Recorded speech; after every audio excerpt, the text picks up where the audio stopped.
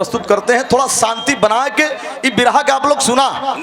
ऐसे सामाजिक संघर्षों के नेता, जीना समाज के लिए, मरना समाज के लिए, जिन्होंने बीड़ा उठाया। स्वर्गीय राजू पाल जी की हत्या कर दी गई। उनके मुख्य गवाह उमेश पाल जी की हत्या 24 फरवरी शाम 4:55 पे कर दिया गया। तो आइए कैसा बिरहा है साथियों।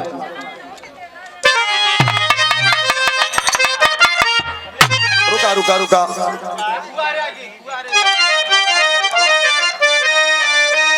श्री सूर्यबली पाल हमारे छोटे भाई टोंगा से, करकचहा से, क्या अब तो पड़री निवासी हो गए हैं।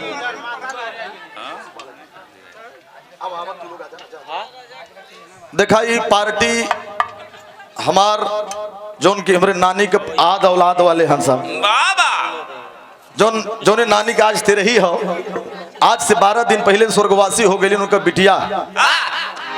तो ये लोगों का भी इच्छा बा कि अपने भतीजा के सम्मान में कुछ रुपया कुछ पैसा दे करके सम्मान किया जाए। तो महिला शक्ति को, नारी शक्ति को मैं प्रणाम करता हूं कि ये भी मंच पे चढ़ना सीख रही हैं, लोगों के बीच में अपनी बातों को कहने का हिम्मत बना रही हैं।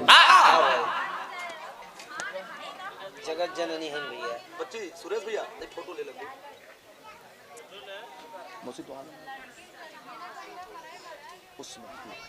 और ये पूजनिया हमारे मौसी जी उस्मती देवी, सुंदर पुष्पहार और ये सुंदर बनारसी साफा और ये 151 रुपया का पुरस्कार देके सम्मान के लिए कोट कोट प्रणाम बा।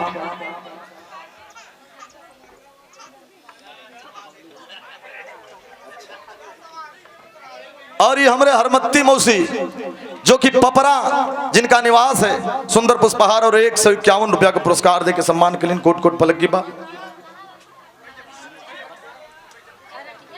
अच्छा अच्छा अच्छा। अमरावती मौसी हमरे जो कि खैरटिया में जिनका निवास है, सुंदर पुष्पहार और ये बनारसी साफा 100 रुपया का पुरस्कार देके सम्मान के लिए बहुत बहुत पलकी बा। ऐसे ही आप लोग आशीर्वाद दुलार प्यार बनाए के रखा। उधर अंगूठी मिला रहा। चला यार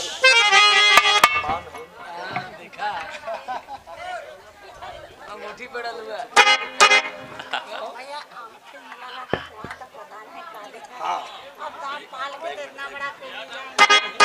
भाई ओकर कोनो बात नहीं हो। प्रीति पाल हमार मेहमान हैं, हम कहते ना है आप लोग कहते अंगूठी हम कर मना चाहिए। ऐसा बाबा हम चाहते कि सम्मान हमसे ज्यादा उनकर हो, ऐसा बात नहीं है। मौसी चिंता मत करा, हमके तो आप लोग पाल पोस के मीज पियाई कितना बड़े करे हो। हमके और क्या चाहिए, आप लोग आशीर्वाद देते हो और क्या चाहिए।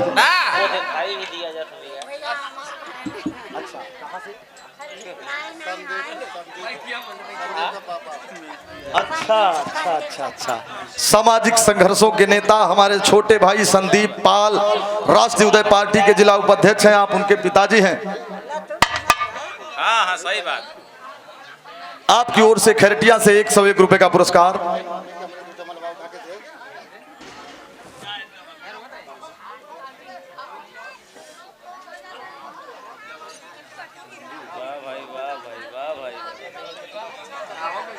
और ये चतुरीपुर से हमारे सोमरा फुआ 100 रुपया का पुरस्कार दिली ने चतुरीपुर से, बहुत बहुत पलगी बा।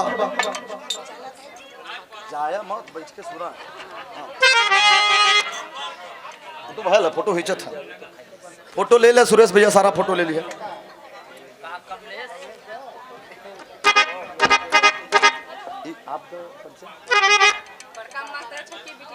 अच्छा अच्छा। खुटहा से हमरे बहन जी की ओर से सुंदर पुष्पहार और 101 रुपया हमरे राम प्रताप अम्मा के बिटिया हैं। खूब पलगी बा, खूब प्रणाम बा।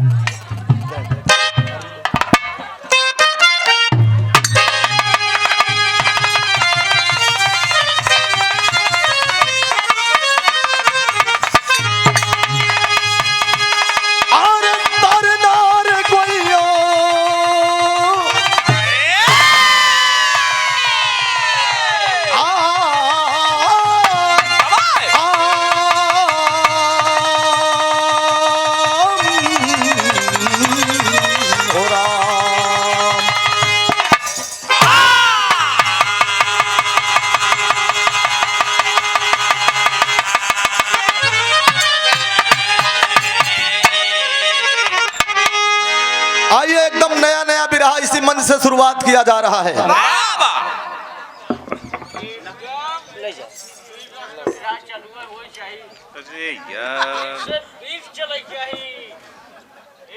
ऐसे बढ़ के वीर रस कुछ हो ही ना सकते बदे की जिस जवान के पाल समाज के गौरव अधिवक्ता उमेश पाल के दिन दहाड़े गोली मार के हत्या कर दी गई साथियों, इससे बड़ा वीर रस क्या होगा जिन्होंने वीर गति को प्राप्त कर लिया।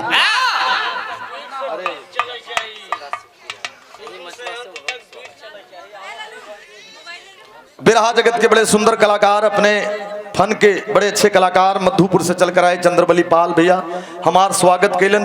प्रीतिपाल जी का भी स्वागत करे चाहता हूँ। चंद्रबली पाल मधुपुर से गायक कलाकार है। बड़े ना है? नहीं, आप बहुत बड़े हैं।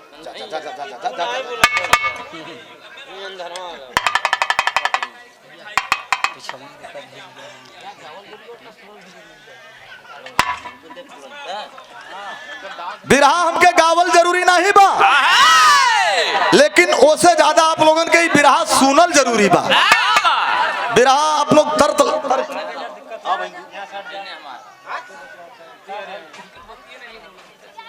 चश्मा ले लो बच्ची, चश्मा भैया रामपोस भैया बैठा, अब तुम्हार पारी आ गया का कौन जगह से कौन गाँव जमनिया का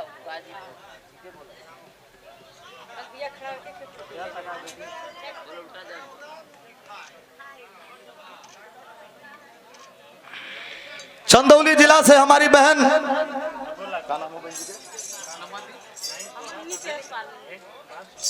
नितेश पाल, चंदौली जिला से सुंदर पुष्पहार और 151 रुपए का पुरस्कार बहन जी के सादर प्रणाम बा। तैसा बिरहा ध्यान से सुना आप लोग, रुपया तैसा कम दिया चली। शिव प्रसाद भैया पैसा लोग धीरे से आके दे दिया, इनाम हम अगर बोले में गड़बड़ाए जाए तो बाद में बोल दे, लेकिन ये बिरहा आप लोग ध्यान से सुना। कैसी कहानी है दोस्तों, एकदम नई नई।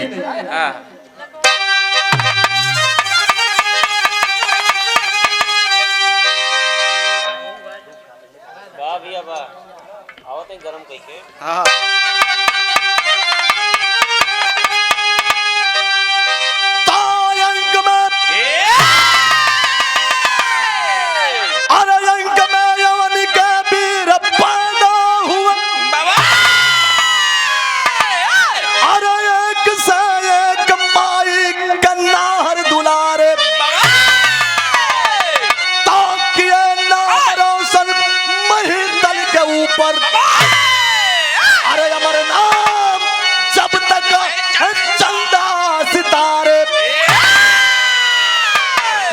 वतन की रखे वीर नार, अरे तो लड़े शान से जंग में बाजी मारे, बिगाड़ेगा क्या कोई उनकी जहां में, अरे मर्दी रमाकांत की दिल से प्यारे।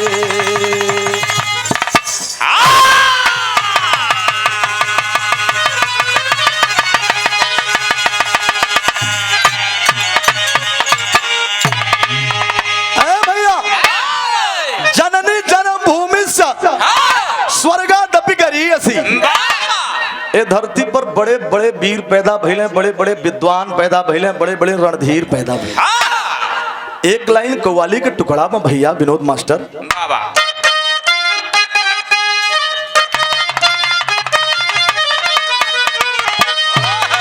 कव्वाली वो है बा, एक कव्वाली के मोहम्मद चांद कादरी साहब ने प्रधानमंत्री नरेंद्र मोदी जी के सामने गाया था।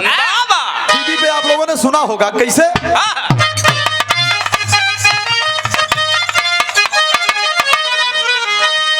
बहे खून मेरा, अरे बहे खून मेरा चमन के लिए,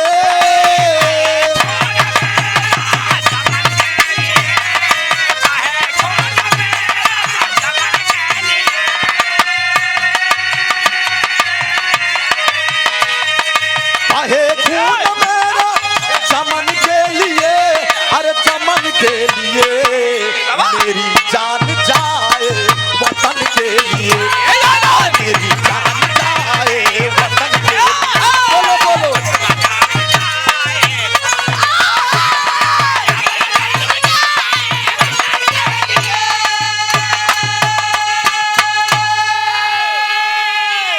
लेकिन भाव कितना बढ़िया बा बाबू। इस प्रकार की वारदात को देखकर, इस प्रकार की हादसा को देखकर ये धरती और गगन रो रहा है।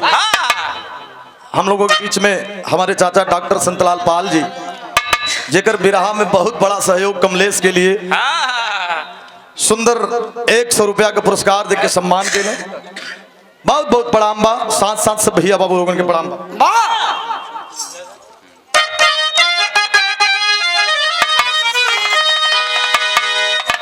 ऐसी वारदात को देखकर, ऐसी घटना को देखकर बाबू थोड़ा विचार करिए। जे करे घरे के सामने आजकल के सुरक्षित बा, जे करे घरे के सामने गाड़ी से निकलत हुआ बदमाश मार देते हुआ गोली, बताइए कौन सुरक्षित है? कैसे कवि जी ने लिखा,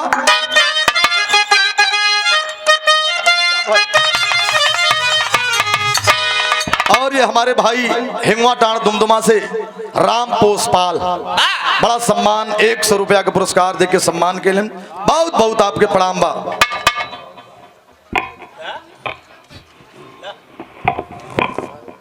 और ये हमारे बड़े पिताजी राम बच्चन चौधरी ग्राम सभा पथराहा हिनौती से 100 रुपया का पुरस्कार और पुष्पहार देके सम्मान के लिए। और ये 500 रुपए का पुरस्कार हमारे राम पोसपाल जी जो हिंगवा टाट दुमदुमा से हमारे भाई हैं, बच्ची गरिमा के नाम से 500 रुपया का पुरस्कार देलन। बहुत बहुत बच्ची के आशीर्वाद बा और भाई के सादर नमस्कार प्रणाम बा।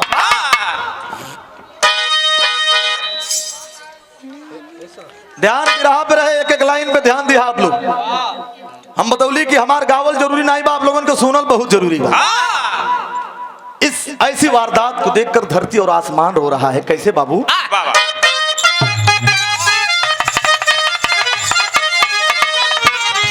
अरे सिसकती धरा है, अरे सिसकती धरा है, और सिसकता गगन।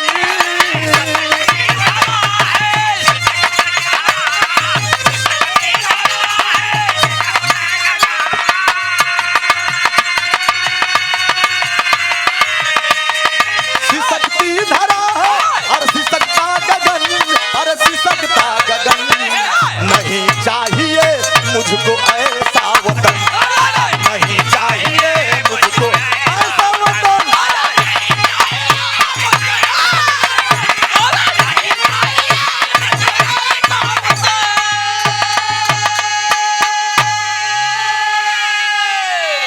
और ये निशा जी की ओर से सुंदर 100 रुपए का पुरस्कार दिया गया, सादर प्रणाम बा। कहानी का शुरुआत आप लोग ध्यान देंगे एक एक लाइन पे। बाबा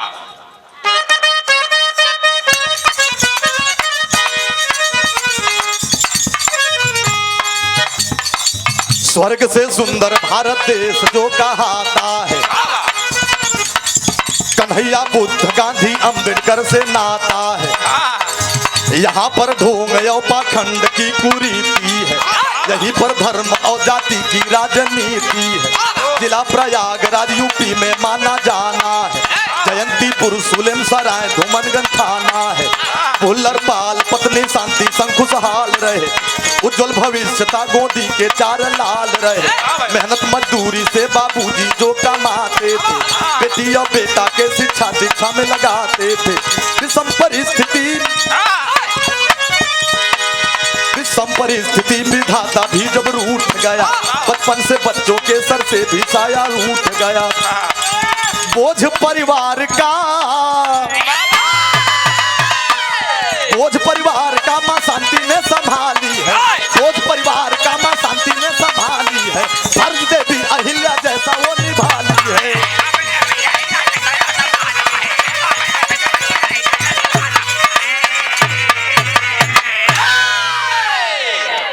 राम पोसपाल हिंगवा टाट दुमदुमा से 100 रुपया का पुरस्कार। बात क्या समझ ले भैया, प्रयागराज के धूमनगंज सुलेम सराय जयंतीपुर ग्राम में भुल्लर पाल नाम का एक मेहनती इंसान, मध्यम वर्ग है, न एकदम गरीबे रहलन न एकदम अमीरे रहे। दुल्हन का नाम शांति देवी, बहुत बढ़िया से जीवन यापन करत हुआ। बाबूजी अपने मेहनत ईमानदारी से कमाए तो 4 बेटवा रहे उनकी।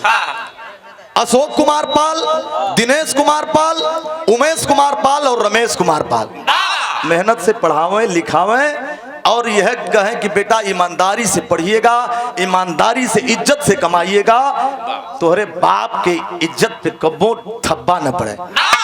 4 बेटी रहलिन, संतोष देवी, विमला देवी, सुषमा देवी और संगीता देवी।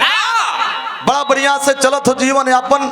सन 1980 में उमेश पाल जी की कहानी बतावे चलत थी। उमेश पाल के पैदाइश भल, लेकिन 5 वर्ष कर रहला उमेश पाल, तब उनकर बाबू बीमारी के चलते दुनिया छोड़ के चले गए। अंतिम समय में दुल्हन शांति देवी से कहलन कि ये दुल्हन अपने जिम्मेदारी के तोहरे ऊपर छोड़ के जात ही, जान लिहा बच्चों के पढ़ाई लिखाई कराना, उनकर शादी विवाह कराना तोहरे माथे बा, हमार जिंदगी अब खत्म बा। बाबूजी दुनिया छोड़ के चल दिए। उमेश पढ़ने लगा, धीरे धीरे उमेश बड़ा हुआ तो तर्ज बदल गई मास्टर साहब।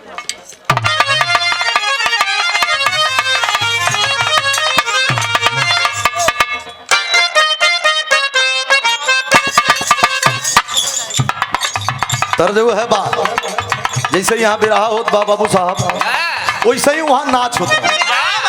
नाचे वाली नाचत नाचत थक गई, नचवाओ वाले बंदूक लेके खड़ा हो गए, कहे लड़की अब वही और नाचे के बाद, लेकिन लड़की कहता साहब कबो बेली कबो पाप तू नचवाला,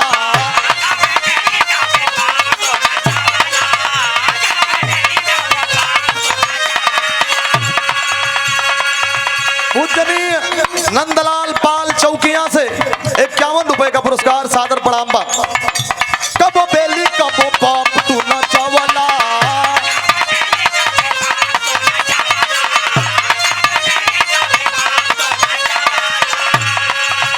सारा सट्टा के पैसा सधवला, सारा सट्टा के पैसा सधवला।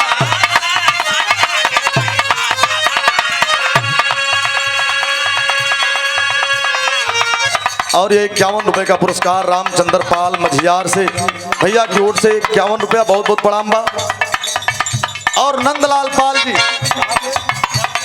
चौकिया से 51 रुपए का पुरस्कार सादर प्रणाम बा।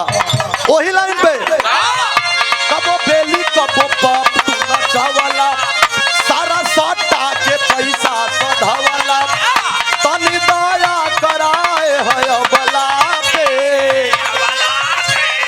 अबला तो होई जाई बवाल तोरा भगला पे, चाहे बाड़े किसिया के भगला पे, आवत ओ आवत लगाओ चल तबला पे, आवत लगाओ चल तबला पे।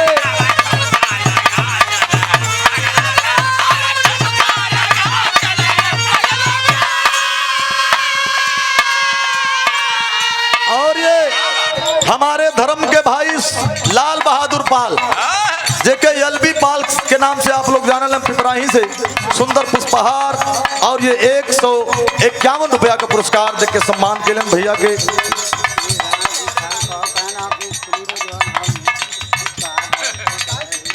अच्छा हमरे राम जी मम्मा डॉक्टर चंद्रेश पाल के पिताजी, वाकई में मुझे गाने का शऊर नहीं था। आप लोग अपने ढोलक पे राम जी मम्मा हमके रिहर्सल कराए के गवौले हुआ, आज आपके आशीर्वाद का देन हो। भाई ये मैं सच्चाई छुप नहीं सकती बनावट के वसूलों से। और 51 रुपए का पुरस्कार अंटू पाल जी। और खुशबू आ नहीं सकती कभी कागज के फूलों से, ये बनावटी नहीं है, आप लोगों का ये आशीर्वाद है। पैसा ले लो। और ये पुनः लाल बहादुर भैया हमारे 51 रुपया का पुरस्कार आवा। चौकिया से परम आदरणीय नंदलाल पाल जी 100 रुपए का पुरस्कार सादर प्रणाम बा। लेकिन ध्यान बिरहा पे रहे।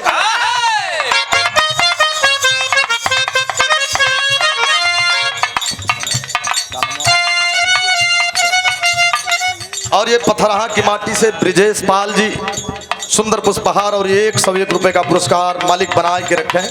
आपके समाज में मान सम्मान प्रतिष्ठा बनी रहे, यह हमारे परमात्मा से कामना बा। अरे तक जम के पढ़ाई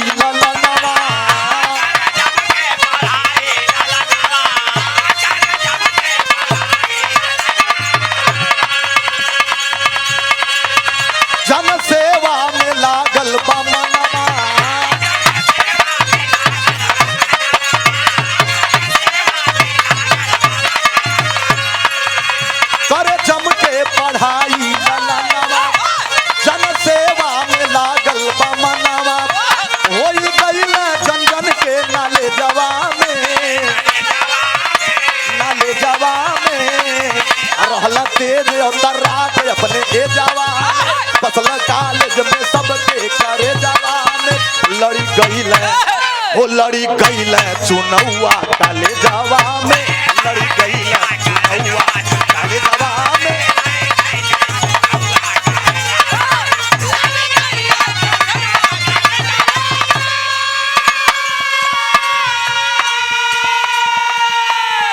ईश्वर शरण डिग्री कॉलेज में महामंत्री का चुनाव छात्र संघ का चुनाव लड़ गए भैया। जब छात्र संघ का चुनाव लड़ गई ने तो छात्र और छात्रा लोगन के पढ़ाई के साथ साथ बड़ा ईमानदार रहले, बड़ा सच्चा रहलन, एकदम जैसे बतियावे लगे कि बड़ा अच्छा लड़का हो। उमेश पाल ने बन के महामंत्री पता का फहरावल बन के महामंत्री पता का फहरावल बन के महामंत्री पता का फहरावल गरिमा समाज और माई का बढ़ावल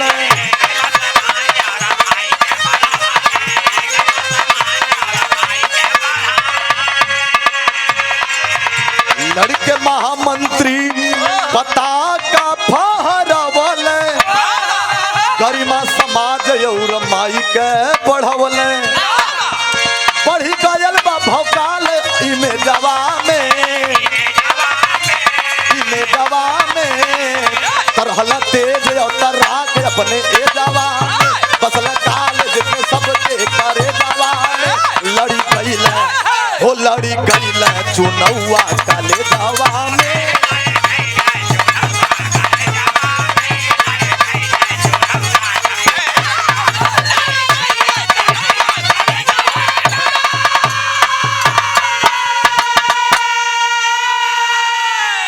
जौने दिन ईश्वर शरण डिग्री कॉलेज का महामंत्री भइले माई बड़ा खुश भइले।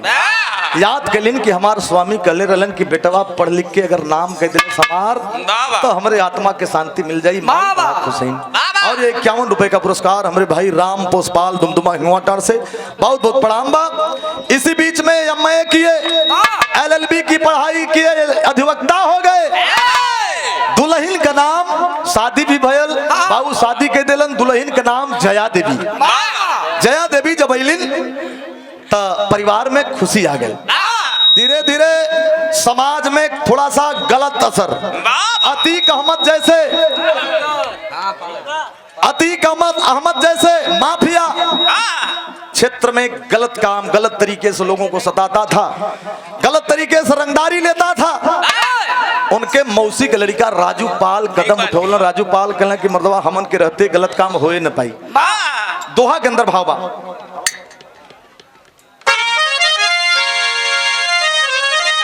और ये हमारे चाचा श्री राम वृक्षपाल बिराह का समझ ला नहु एक गवैया हुआ। बड़ा सम्मान बड़ा प्यार पुष्पहार और ये 151 रुपया का पुरस्कार देके सम्मान के लिए मालिक बनाए के रखे। माता भवानी हर मोड़ पे सफलता दें। सुंदर पुष्पहार देके सम्मान के लिए बैठा।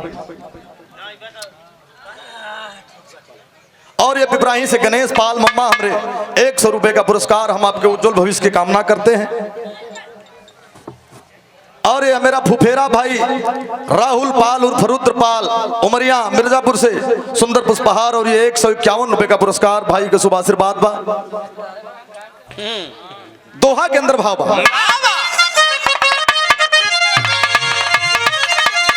रहे मौसेरा भाई इनके राजू पाल होनहार राजनीति के नैया के बन करके दो पतवार चारों तरफ कुशासन था हो रहा था अत्याचार। अरे जुर्म नहीं होने देंगे दोनों बोले ललकार। दोनों भाई कसम खा लिए कि जुर्म नहीं होने देंगे गलत काम नहीं होने देंगे। 2004 का विधानसभा का चुनाव आयल। अब जब 2004 विधानसभा का चुनाव आयल जौने चुनाव पे 5 बार विधायक अतीक अहमद था उसी सीट से राजू पाल तैयारी के लेलन। और जब राजू पाल तैयारी कैलन बहुजन समाज पार्टी से बहन मायावती जी के टिकट लेके लगलन तैयारी करें। और जब तैयारी करे लगलन भैया, अच्छा आप लोगों से एक निवेदन बा, हम बतौली कि बिरहा गावे से ज्यादा सुनल जरूरी बा। आप लोग उठा बैठक मत करिए, ध्यान से बिरहा सुने हैं क्योंकि हमार गावल सफल हो जाए। तो तर्ज बदल गई और ये हमारे शिवसागर पाल भैया जी की ओर से ये 500 के नोट में से 100 रुपए का पुरस्कार दिया गया। भैया के सादर प्रणाम। जाए कि नहीं बा कहीं बैठ के बिरहा सुन के तब जाए। कवन तर्ज लगल भैया?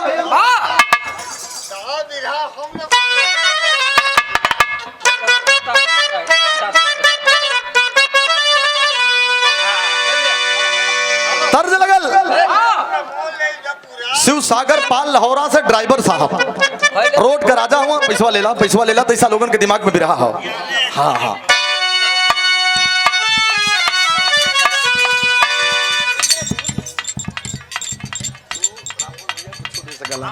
हमारे विजय लाल पाल मम्मा विजयी मम्मा पिपराही से सुपुत्र राजनाथ पाल 100 रुपया का पुरस्कार दिलन। बहुत बहुत पलगी पड़ाम्बा।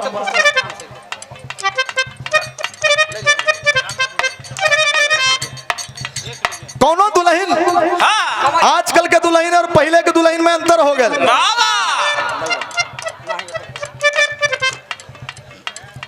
पहले का लोग खेती में कटनी करें, बुआई करें, निराई करें, गुड़ाई करें, उसके बाद भी संझा के सिल लोढ़ा से मसाला पीसें। अब तो मेहरारू बैठे थे ताव से लाइन आई मिक्सर से, अगर पिसाई तो पिसाई, नहीं तो जाए मामाई के भखड़े। तर्ज लगल भैया।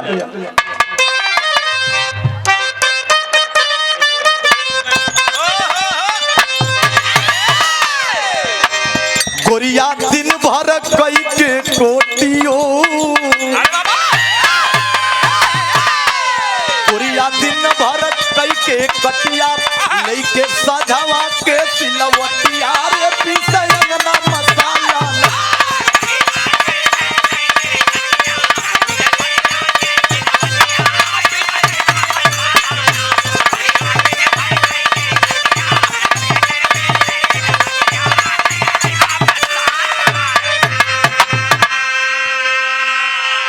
और ये सुरेश पाल निशा पाल ग्राम पथरहा से ये 500 रुपए का पुरस्कार।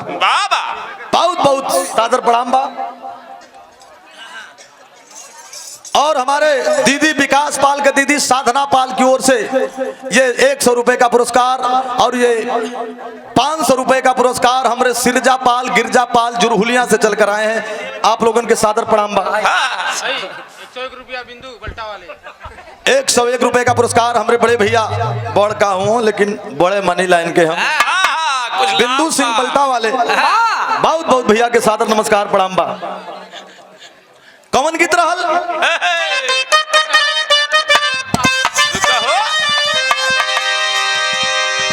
और ये हमारे चाचा जी श्री राम राजपाल उर्फ मोछू पाल बल्टा वाले पुरस्कार दे के सम्मान कैलन। ये सादर 500 रुपए का पुरस्कार। बहुत बहुत प्रणाम बा। साथ साथ सब भैया बाबू लोगन के प्रणाम बा। कहना है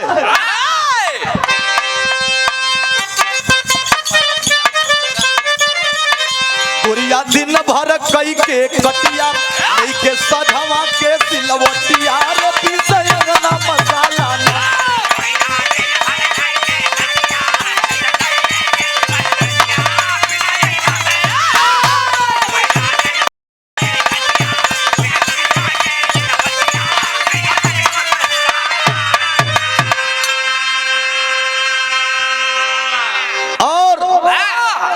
शूटर नितेश पाल उकनी चंदौली से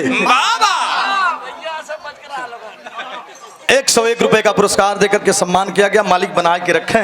लेकिन भाव देखा, सन 2004 में विधानसभा के चुनाव आयल तो भयल का आयल 2004 में चुनाव जल राजू पाल के हवा जनता चुनलस विधायक ना।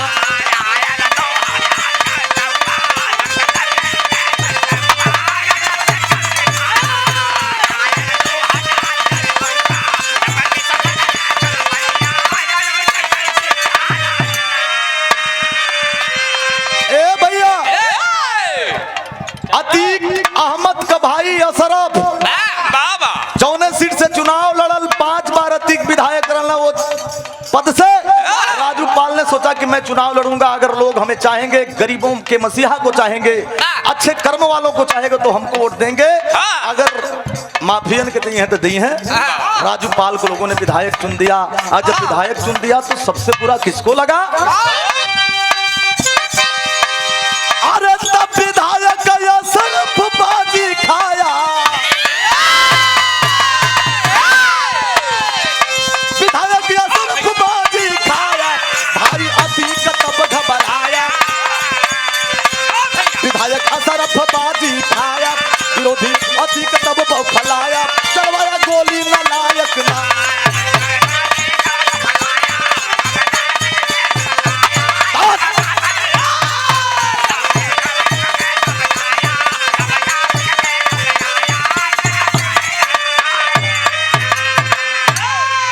₹51 का पुरस्कार हमरे राम पोस बाबू हमरे हिंगवा टाट दुमदुमा से राजू पाल जीत गए भैया। राजू पाल का बियाह 5 दिन भयल, दुल्हन पूजा पाल 5 दिन ही। अब भाई हाथ का मेहंदी ना छुटल रहल बाबूजी। राजू पाल काफिला लेकर के वही सुलेम सराय बाजार में आ रहे थे। 5 जनवरी सन 2005 को, 25 जनवरी सन 2005 को स्कॉर्पियो गाड़ी से बदमाश आते हैं और घेर करके राजू पाल की हत्या कर देते हैं। साथियों, पेपर में आप लोगों ने पढ़ा होगा, लाद करके राजू पाल को लोग ले जा रहे थे हॉस्पिटल टेम्पो में, लेकिन उन्होंने विश्वास नहीं हुआ, घेर करके दोबारा गोली चलाए। कम से कम 20 गोली राजू पाल के सीने में मारे। 5 दिन गौना जेकर आल रहल पूजा पाल विधवा हो गई। बाबूजी आंख से छल छल छल छल आंसू गिरे लगल, लेकिन उमेश पाल हिम्मत दिले, कहें जो हुआ सो हुआ। उस समय समाजवादी पार्टी की सरकार थी प्रदेश में। कहें जो हुआ सो हुआ। भाभी पूजा, मैं तुम्हारे साथ हूं, मैं उमेश पाल गवाह बनकर के पूरा केस लड़ूंगा, कुछ नहीं होने दूंगा, जो हो गया सो हो गया, जो नहीं होना चाहिए लेकिन हो गया, अब हो गया तो मैं आपके साथ हूं। उमेश पाल किए क्या तेरी का भाव लगल।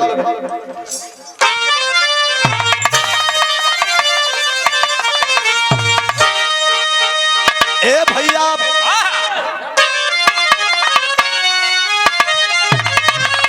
अरे लड़ाई यार पार के होई, ए भैया लड़ाई यार पार के होई। अरे गीदड़ के धमकी से शेर न कबो डराई, अरे डराई, अरे डराई।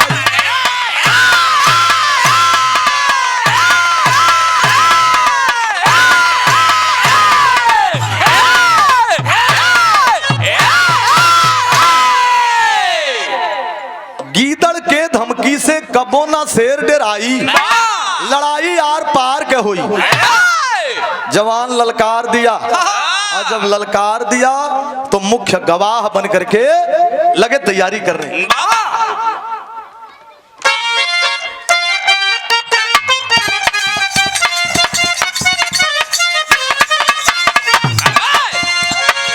जो है बा कोनो दुल्हन अपने रंडीबाज दुल्हा से परेशान बा। दारू पी के छान के साझी के आवे छुच्छे फायरिंग करे।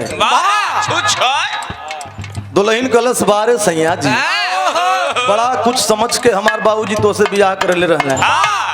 का कहलस?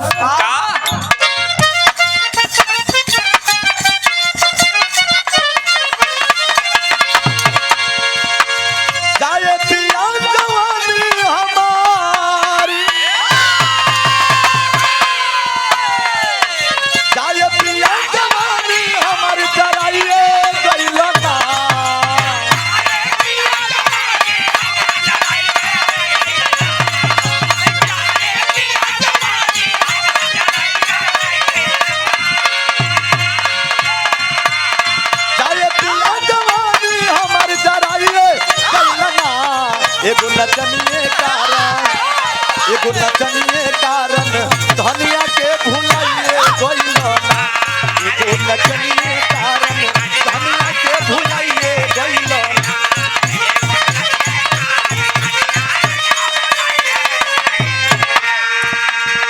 लेकिन उमेश पाल का कहला मोलई भैया ध्यान दिया, बड़ी ऊंची बात कह दिलन का, बदले की भावना दिल में जगी, बदले की भावना दिल में जगी, तबाही करेंगे।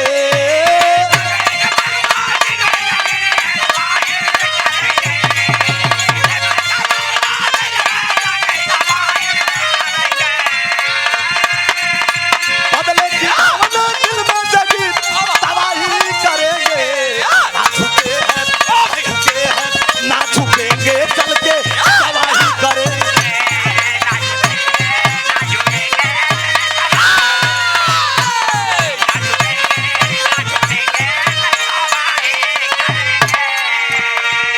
कहा ना झुकल है ना झुकब, चल के गवाही करब।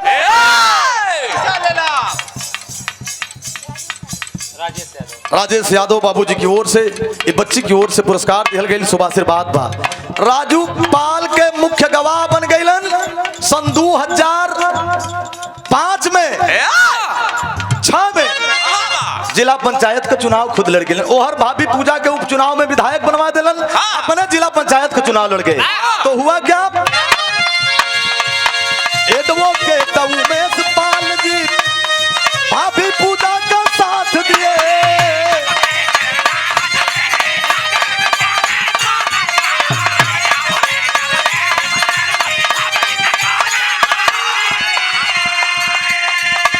स्वयं जिला पंचायत बन के, स्वयं जिला पंचायत बन के दुश्मन का सीना दाग दिए।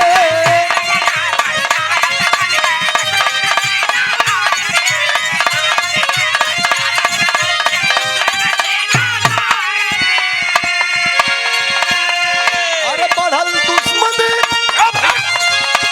बढ़ल दुश्मनी कभी ना लापरवाही करेंगे।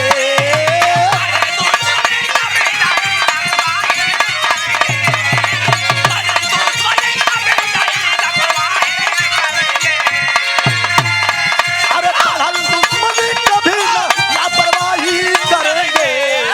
झुके हैं ना झुकेंगे, चल के गवाही करेंगे। ना झुके हैं ना झुकेंगे, चल के गवाही करेंगे।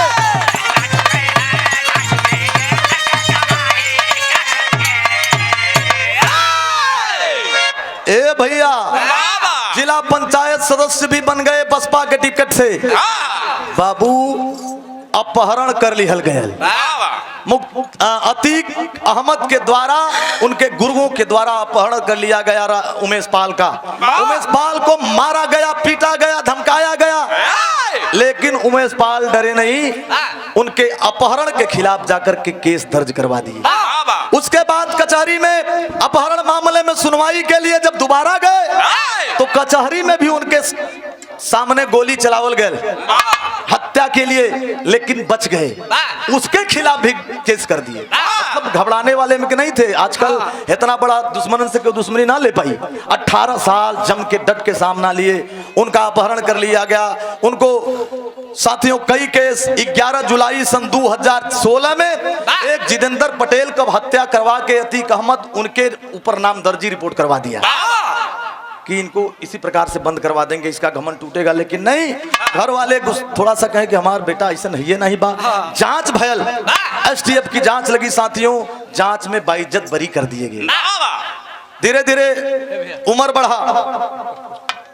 छुट्टा अरे यार डिस्टर्ब होता है साथियों। जब केस कर दिए, बाइज्जत बरी हो गए। धीरे धीरे एडवोकेट उमेश पाल जी लगे रहे साथियों। दुल्हन की जया देवी की गोद से 4 लड़का बाबा आदित्य पाल, काव्यांश, काव्या देवी और जिसका उम्र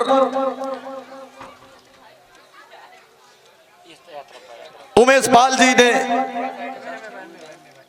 हाँ आदित्य, काव्या, दिव्या और आरव, 4 लड़का।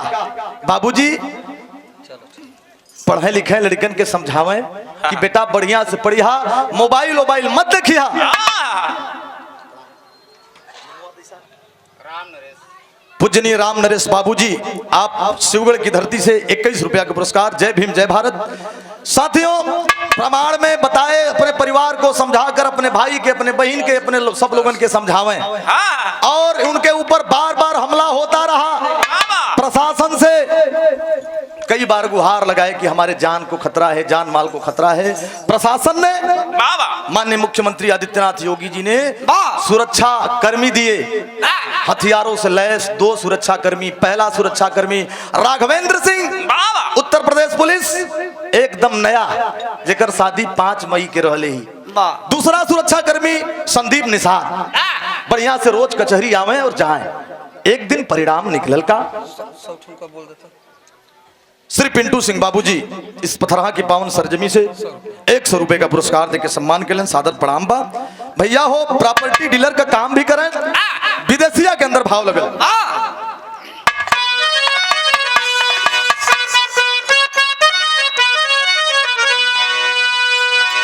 करे संघर्ष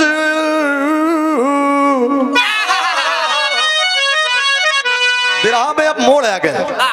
अब ही विराह का मेन कहानी आई कि करे संघर्ष एडवो केटऊ में से पाल बाबू, अरे अपने साथ लोगवन के करेलन भलैया।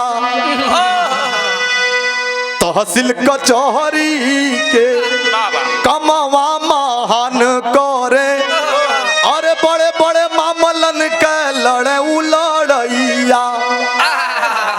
अच्छे अधिवक्ता थे, जो गरीब थे, जो मजलूम थे, जिनके पास पैसे नहीं थे, उनकी लड़ाई खुद लड़ते थे।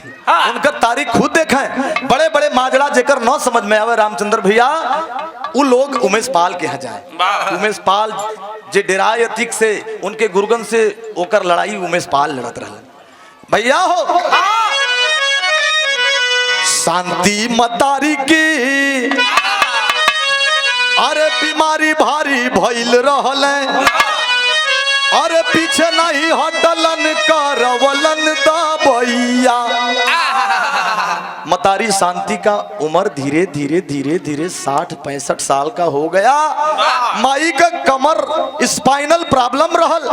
मतारी शांति देवी के बाबू जे फेसबुक पे जुड़ल हुई, हम उमेश पाल के फेसबुक आईडी से जुड़ल रही। जितना मतारी अपने बेटवन के, छोट बचवन के सेवा ना करत हुई है, उतना सेवा उमेश पाल अपने माई के कैलन। अपने हाथ से नहवावे धोवावे, लेटरिंग रूम में ले जाए। दुल्हन पढ़े लिखे परिवार की, बड़े परिवार की थी, दुल्हन इतना सेवा न कह पावे जितना कि उमेश पाल करें। इस करुण भाव पे पूजनीय मुलई पाल बाबूजी हमरे पिपराही से, इस करुण भाव पे हमरे दादाजी श्री राम दुलार कुशवाहा हिनौती ग्राम सभा से मंडी के मालिक हैं, और 100 रुपए का पुरस्कार इस करुण भाव पे श्री उमा शंकर पाल भुआलपुर से। बहुत बहुत प्रणाम बा। माई का सेवा खूब कैलन। माई आज स्वस्थ हो गई, दवाई बढ़िया से करौलन। अपने से ज्यादा अपने भाई बहनिन के ललनन के, अरे माने खूब कहे कि करैया पढ़ैया। अपने से ज्यादा माई कहलिन। हम तो गल रही, मौत जौने दिन भल रहल, दूसरे दिन पहुंचल रही। माई रोए रोए के कहलिन कि बेटा, अपने लड़कन से ज्यादा अपने भैयन के, अपने बहनियन के, लड़कन के, बहनों के मानत रहल। कहे कि इनके बढ़िया पढ़त हुआ कि ना। दुल्हन जया देवी से हम पूछली कि भाभी, आपसे क्या अच्छा से आपसे जो है कि कोई ऐसा मैटर नहीं समझ में आता कि भैया दुश्मनी तो रहल, लेकिन हमसे बड़ा बढ़िया व्यवहार से बतियावे। पत्नी जया पाल की खूब यह समझावत रहल, अरे माई के कबो कुछ ना कही गुजरिया। अपने दुल्हन जया से कहे, ये दुल्हन हो, एक काम कम करिहा। उन्हों एडवोकेट रहलिन, पढ़ी लिखी परिवार से थी, लेकिन हमरे माई के कबो कुछ मत कहिया। ए बदे कि 5 साल के उम्र में हमार बाबू हमें छोड़ के चल गईलन, हमार माई ही हमार सब कुछ रहली। लेकिन उनके घरे में एक बरियार घटना घटल। कब? अरे साल 2021 में कोरोना के बीमारी आयल। अरे भाई रमेश पाल जी का बंद भई न जोरियो। सन 2021 में महामारी कोरोना का आयल छोटका भैया रमेश पाल 29 अप्रैल 2021 में वो भी दुनिया छोड़ के चले गए। उमेश पाल और रमेश पाल का फोटो अगर देखा देबा आप लोग तो एकदम सेम टू सेम लगे जैसे जुड़वा भाई रहे। उमेश पाल की भी मृत्यु हो गई। मतारी समझौलिन कि बेटा छोड़ा ही संजोग हो, इतना गांव रिश्तेदार लोग समझावे लगलन। समय बीते लगल, दू ठे सुरक्षा गार्ड मिलल। एक दिन घटना घटल 2021 बीत गल, 2022 बीत गल, 2023 बीत गल। 2023 में 24 फरवरी 2023 के घटना घटत हो। पहपट के अंदर भाव बा।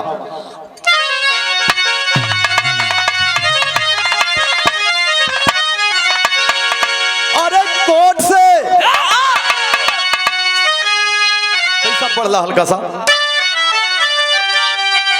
अरे कोर्ट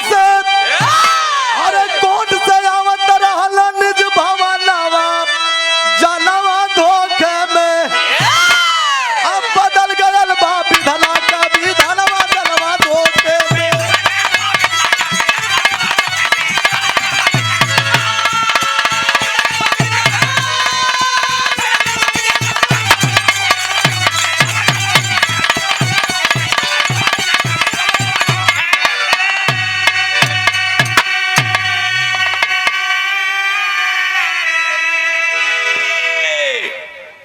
पूजनी हमरे गिरजापाल भैया ग्राम सभा जुरहुलिया से 101 रुपए का पुरस्कार 1 करोड़ राजकोट से आवत रहा है। दू ठे गनर, पहला गनर बगल में बैठा है, दूसरा गनर आगे।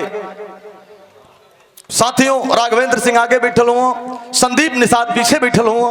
उमेश पाल मोबाइल से बतियावत के जैसे ही गाड़ी से बहरे निकलत हुआ तो अरे 24 फरवरी 2023 शाम का समैया हो और ड्राइवर समेत 2 गनर रहला उमेश भैया हो।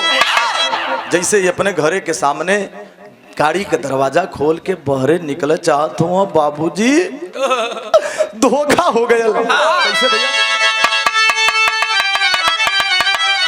अरे पहुंचे अपने घरवा के सामानवा मनवा धोखे में आ गोली बम बरसावले दुश्मनवा जनवा धोखे में। जैसे ही बहरे निकलत हुआ गोली और बम से निशाना साध कर मारना चालू करते हैं। और जब निशाना साध कर मारना चालू करते हैं, पहली गोली उमेश पाल जी के सिनेमा में लगल बा और ये रमेश पाल जी कठिनाई से पुरस्कार देके, ढेर सारा पुरस्कार देके सम्मान कैलन। आप लोगों के सामने ये रमेश गडरिया के नाम से प्रसिद्ध हैं, पथरहा से, जिनको सरैया कमरघटा से बरसाए ले बताइए है प्यार हुई, प्यार बरसाओ तुम, रुपया ना बरसाओ तुम। वाह भैया, हम लोग का कपार घोड़े वाला कपारे में भैया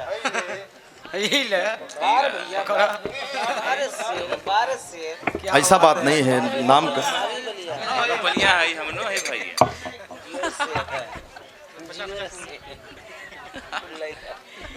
ध्यान भी रहा पर है भैया। हाँ वो रहूं को यही लागे।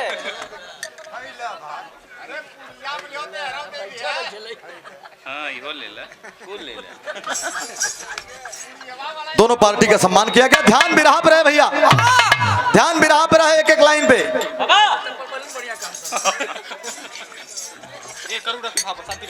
ध्यान बिरहा पे रहे, बिरहा के अंतिम भाव चलत हो, अला के अंदर भाव बा। जवान बैठा बैठा 5 मिनट बैठा। सीने में गोली लगी है, एक गोली राघवेंद्र सिंह के, दूसर की गोली संदीप निषाद के। भैया एक गोली जाकर के अधिवक्ता उमेश पाल के सीने में लगी है। उमेश पाल भागल अपने गली में जात हुआ तो बाबू हुआ क्या बारे, इलाहाबाद की धरती, जहां देवताओं की धरती जिसे कहा जाता है, लेकिन वाह ये धरती पर का हो जात बा।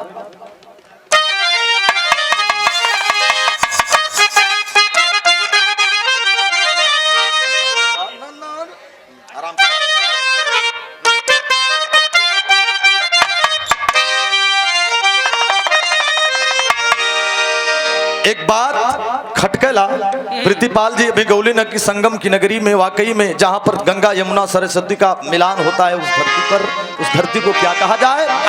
हाय राम दुनिया जनल के संगम का नगरिया भैया,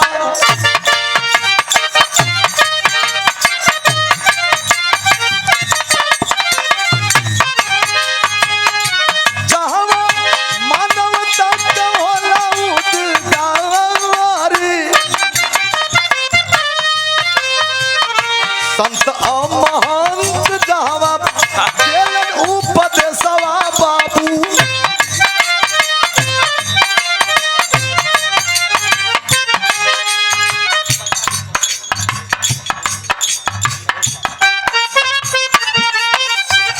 नरेश पाल, उमेश पाल, गरिमा तुमदुमा से बच्ची के 100 रुपए का पुरस्कार।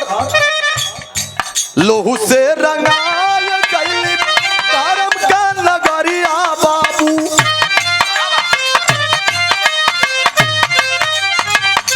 हुनवा का होली जहां खेलने गद्दारी बाबू। सीने में गोली लगी है उमेश पाल को, तब भी नहीं मानते हैं। एक गोली मारने के बाद देखते होंगे सीसीटीवी कैमरे में, जिसे अतीक अहमद का बेटा बताया गया, वो दौड़ करके जाता है गली में उनके दरवाजे के पास, 5 गोली धाए धाए और मारता है। साथियों लथपथ शरीर में पागल चाहे घरवा बाबू,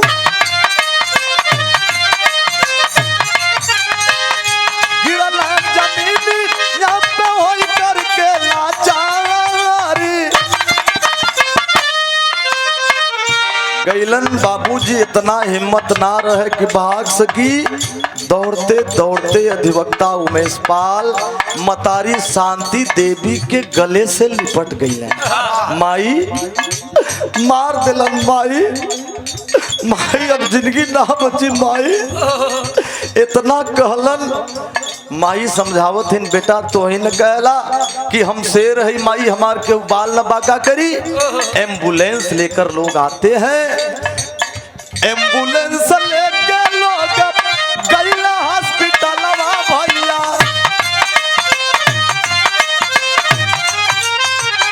पूरा परिवार तब गैला बिला खाए।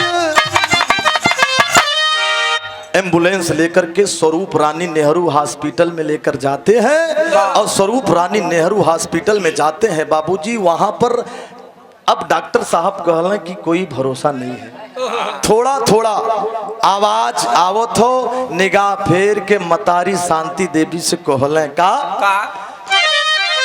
अंतिम समैया माई, माई कहीं बोलावला भैया,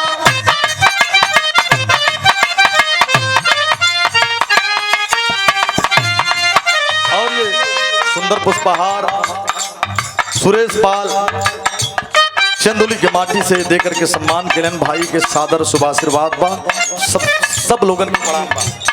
माई के ओर तकलन कलन माई, अंतिम समैया माई, माई कहीं बोलावला पंचो,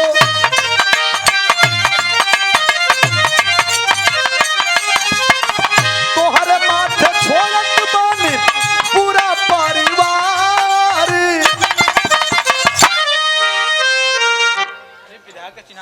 ए बाबू हो 51 रुपए का पुरस्कार एक करुण भाव पर हमरे राम शरण पाल उर्फ विधायक माँ दिलन। माई से कहलन कि माई हो तहार बेटा अब जात हो, ऐसे ही हाथ उठावो तो कहे कि बच्ची लोगन के कह दिया बढ़िया से पढ़ी हैं भैया शिवसागर भैया बिरहा का अंतिम लाइन बा, तो ऐसा ध्यान दिया कहे माई अब तोहार बेटा तो से ही अंतिम बार हाथ हिलावत माई, पूरे परिवार पूरा बाजार तोहरे माथे छोड़ के जाते ही, निगाह अपने दुल्हन जया पाल की तरह घुमाते हैं। गाड़ी में एम्बुलेंस से नीचे उतर के बेड पे सुतल हुआ, अंतिम बार जब जया पाल की तरफ मुँह घुमाते हैं तो अंतिम समय जया पाल और घुमावला बाबू,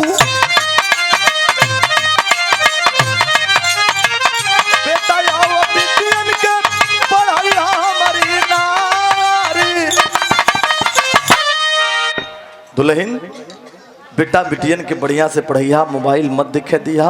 इतना कहते हुए जवान अधिवक्ता उमेश पाल दुनिया छोड़ के चला गया। साथियों, इतना कहते कहते प्राण त्याग दिए। लोग लाश को पोस्टमार्टम करवा करके घरे अइलन। घरे इतना ज्यादा अफरा तफरी मचल बा, लोगन के देखे बदे भीड़ लगल बा। भैया उमा शंकर पाल बड़का भैया छाती पीट पीट के रोवत हुआ। एक तरफ दुल्हन रोवत है, एक तरफ बहन जी लोग रोवत हैं। चारों तरफ रोने का अंबार है। लेकिन साथियों, आप ही लोग बताइए, इसी प्रकार से यदि हादसा होता रहा, इसी प्रकार से यदि घटनाएं होते रही, बाबूजी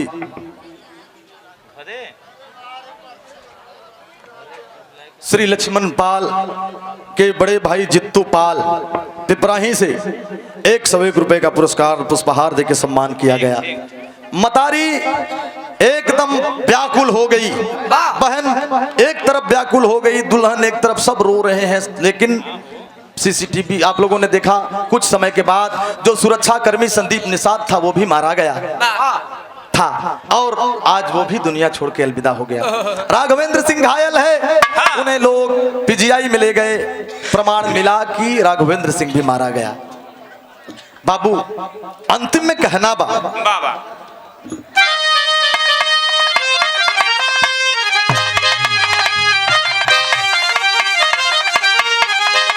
अरे अपराधी बेखौफ खौफ से जनता है डरी, तो कैसे बची है अब सम्मानवा संगम की नगारी।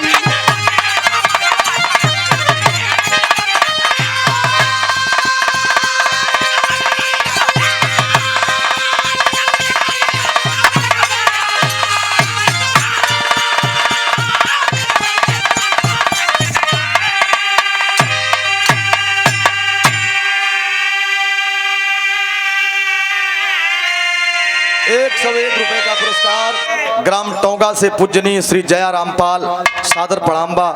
अपराधी बेखौफ खौफ से जनता है डरी, कैसे बची है अब सम्मनवा संगम की नगरी। जहां गंगा यमुना सरजू तीनों नदियों का संगम है, जहां दूर दूर से लोग आते हैं, जहां कुंभ का मेला लगता है, आज उस धरती पर भी लोग इतनी बड़ी हादसा कर रहे हैं। उमेश पाल, पूर्व विधायक राजू पाल के मुख्य गवाह को दिन दहाड़े 4:55 पे गोली मारकर हत्या कर दी गई। लेकिन सीसीटीवी फुटेज में कुछ अपराधी पहचान गए। उ के रहल,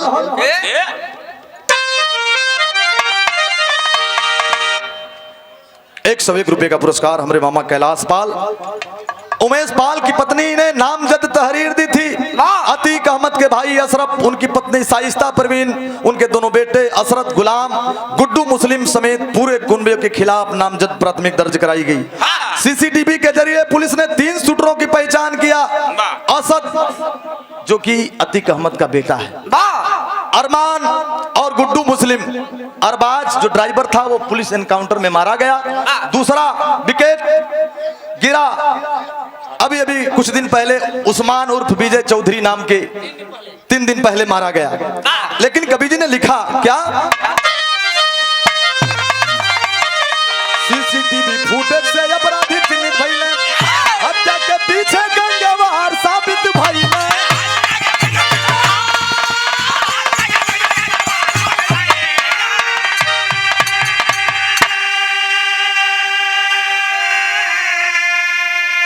कठिनाई बैरी से पूजनीय कमलेश पाल भैया की ओर से 100 रुपए का पुरस्कार इस करुण भाव पे।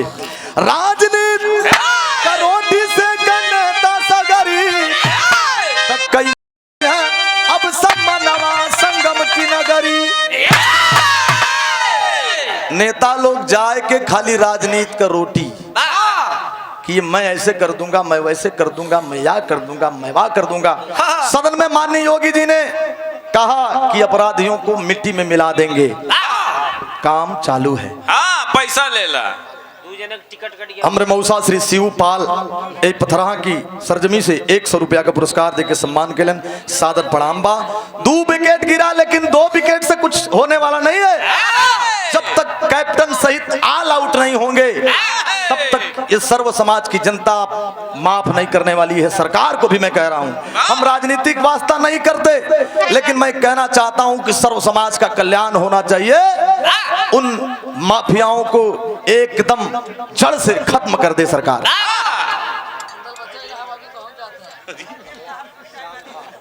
पिपराही की धरती से हमारे श्याम जी मम्मा 101 रुपए का पुरस्कार।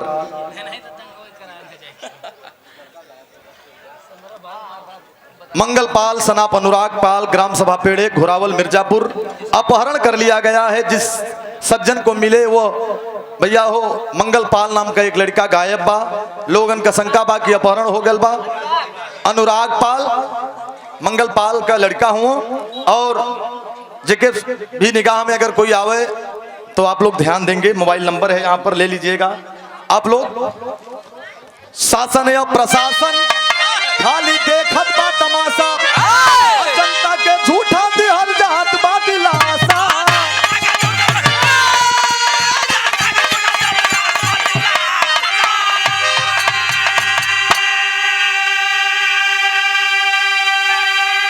लेकिन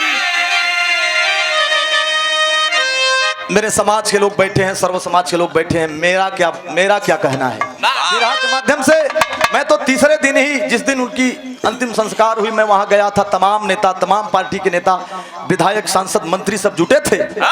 सब लोगों ने जो एक राजनीतिक बात होती है कहा, लेकिन मेरा क्या कहना है। अरे गोली का जवाब गोली से देवे के परी, कैसे बचे हैं सम्मानवा संगम की लगाम।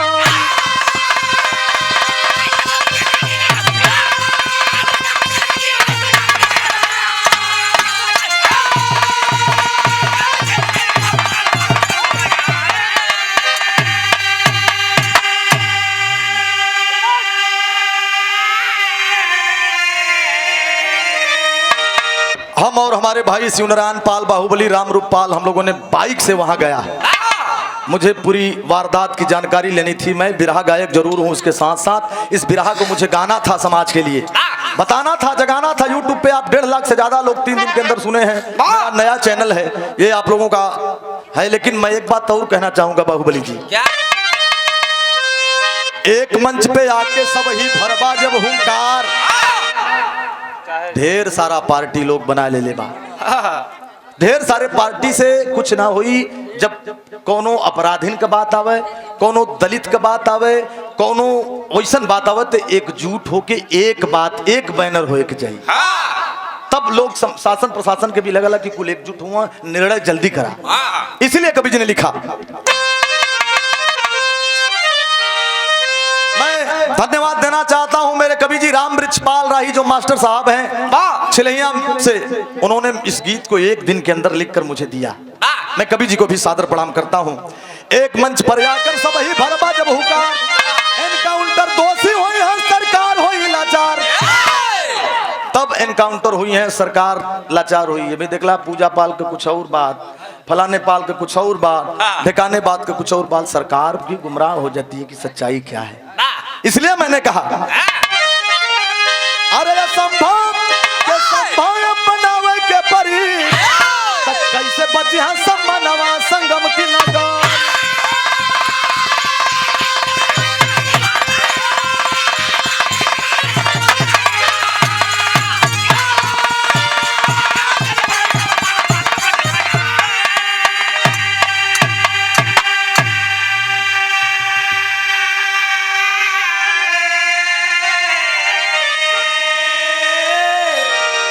गुरु महाल गुरु हरिवंश जी रमाकांत हरिधाम कथन करे कभी नौरसिया रघुवर फुल्लर कहे कि उमेश पाल गए परम धाम।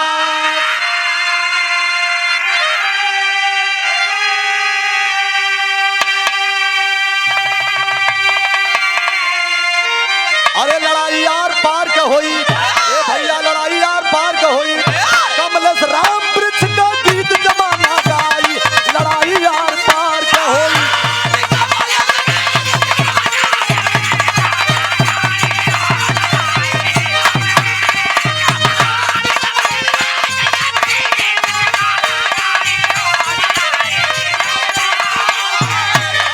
मेरे